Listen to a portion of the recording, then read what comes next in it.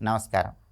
శుక్రవారం అమ్మవారిని అర్చన చేయటం ద్వారా అనేక రకాలైనటువంటి శత్రుబాధలు, దృష్టి దోషాలు, కుటుంబ సమస్యలు వీటన్నిటి నుంచి సులభంగా బయటపడవచ్చు. జగన్మాతను శుక్రవారం రోజు త్రిశక్తి స్వరూపాలలో అర్చన చేస్తే జగన్మాత సంపూర్ణమైన అనుగ్రహం కలుగుతుంది.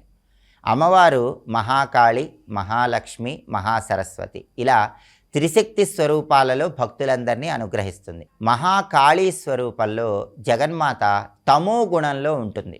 మధుకైటబులు అనేటటువంటి రాక్షసులతో శ్రీ మహావిష్ణువు యుద్ధం చేస్తున్నప్పుడు బ్రహ్మదేవుడు అమ్మవారిని ప్రార్థిస్తే అప్పుడు అమ్మవారు శ్రీ మహావిష్ణువుని ఎంతగానో సహాయం చేసి మధుకైటబ సంహారానికి చాలా అద్భుతంగా సహకరిస్తుంది. అప్పుడు జగన్మాత మహాకాళీ రూపంలో బ్రహ్మదేవుడికి దర్శనమిస్తుంది. అలాగే మహిషాసురుడు అనేటటువంటి రాక్షసుడిని సంహరించటానికి అష్టాదశ భుజాలతో అంటే 18 భుజాలతో రజోగుణ ప్రధానంగా మహాలక్ష్మి అంశాస్వరూపంతో అమ్మవారు ఆవిర్భవించింది. లక్ష్మీదేవి రూపంలో 2 రూపాలు ఉంటాయి. సత్వగుణంలో ఉన్న లక్ష్మీదేవి, రజోగుణంలో ఉన్న లక్ష్మీదేవి. సత్వగుణంలో ఉన్న లక్ష్మీదేవి అంటే క్షీరసాగర మథనంలో ఆవిర్భవించింది. పాలసముద్రం నుంచి బయటకు వచ్చింది. ఏనుగులు తొండంతో నీళ్లు తీసుకుని అభిషేకిస్తున్నటువంటి రూపం. రజోగుణంలో ఉన్న మహాలక్ష్మి అంటే మహిషాసురుడనే రాక్షసుణ్ణి సంహరించటానికి అష్టాదశ భుజాలతో 18 భుజాలతో ఆవిర్భవించినటువంటి మహాలక్ష్మీదేవిని రజోగుణ ప్రధాన మహాలక్ష్మి అంటారు. కాబట్టి త్రిశక్తి స్వరూపాలలో మొట్టమొదటిది మహాకాళి, రెండవది మహాలక్ష్మి రజోగుణ ప్రధానమైంది, మూడవది మహాసరస్వతి.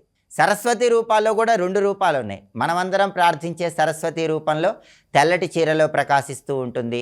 ఒక చేతిలో జపమాల, ఒక చేతిలో వేదాలు పట్టుకుని ఉంటుంది. మిగిలిన 2 చేతుల్లో వీణ వాయిస్తూ ఉంటుంది. ఇది సత్వగుణ ప్రధానమైన సరస్వతి రూపం. అయితే రజోగుణ ప్రధానమైనటువంటి సరస్వతి రూపం కూడా ఉంది. దాన్ని మహాసరస్వతి అంటారు.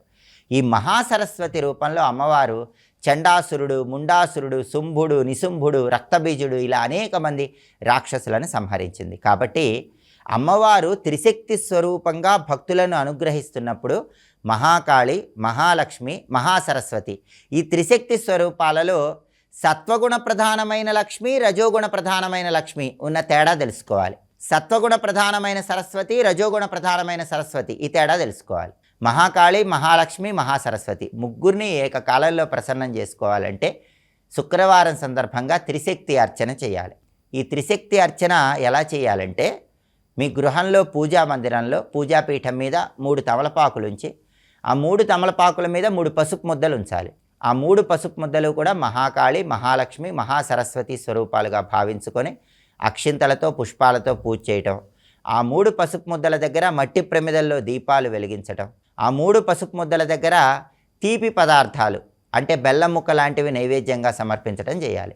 అలా చేసి ఓం త్రిశక్తి దేవతాయై నమో నమః అనే మంత్రాన్ని 108 లేదా 54 లేదా 21 సార్లు పఠిస్తే అమ్మవారి సంపూర్ణమైన అనుగ్రహానికి ప్రతి ఒక్కరూ సులభంగా పాత్రలు కావచ్చు. అలాగే శుక్రవారం సందర్భంగా చండీ సప్తశతి వింటే అమోఘమైన శుభ ఫలితాలు కలుగుతాయి.